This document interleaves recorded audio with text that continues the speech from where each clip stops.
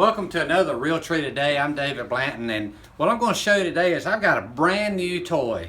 It's a rifle. It's a Savage Lightweight Hunter. It is an incredibly popular round. It's the 6.5 Creedmoor, which I've never shot, but my good buddies at Federal have sent me American Eagle 6.5 Creedmoor rounds.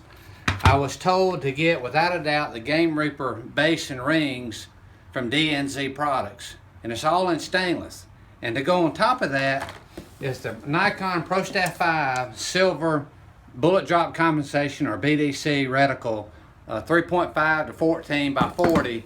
And I'm gonna gear this thing out with the bases, the rings from DNZ, the Nikon scope, and take it to the range and get it sighted in before my hunt in Texas. So now Patrick is going to show us the proper way to put on bases and rings, a scope, and the bore sighted. This is the main part, one piece, and it eliminates a bunch of moving parts. So it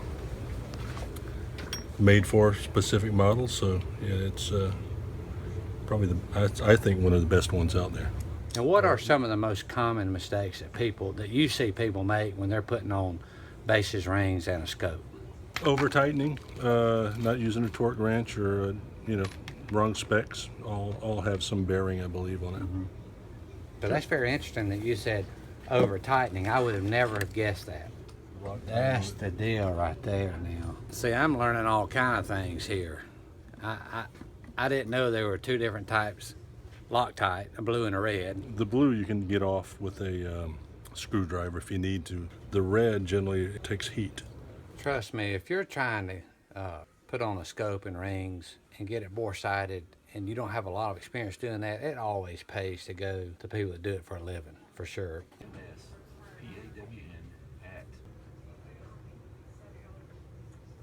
Now it's time to bore sight it, correct? Yeah. Perfect. This is key. So I can't imagine going out trying to sight in a rifle now without it being bore sighted. What's a good rule of thumb how closely this can get a rifle? I do it just to get you close so you can go sight it in yourself.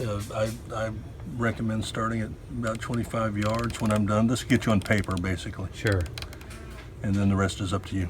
So today I've got my Caldwell lead sled out that is critical for sighting in guns.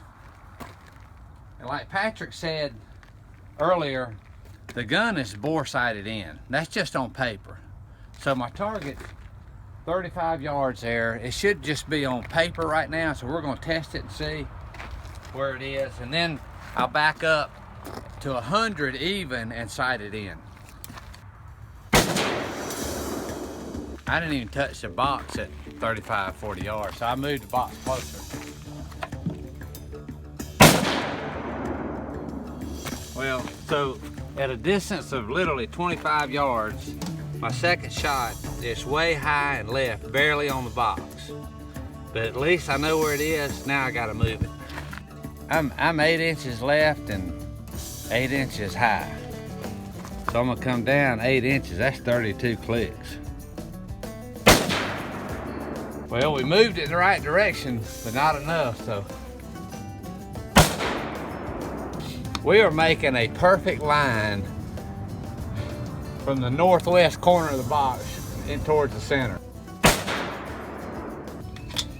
I want you to look at this. This is walking it in a perfect line towards the bullseye. Look, first shot, second shot, third shot, fourth shot. Straight down the line. So now that we are close at 25 yards, now we can back up to 100. I love these targets like this. You can see where your bullets hit when you got these black replacements. Now I'm 100 yards exactly. It's high and left. And the reason it's high is at 25 yards, that bullet's still rising. So at 100, it's hitting higher than it was. So I gotta come down and right again. Just a little left. I gotta come back right a little bit. Man, we're getting close. I'm touching the red. The last shot is right there. Deer be in trouble at 100 yards right now, I can tell you.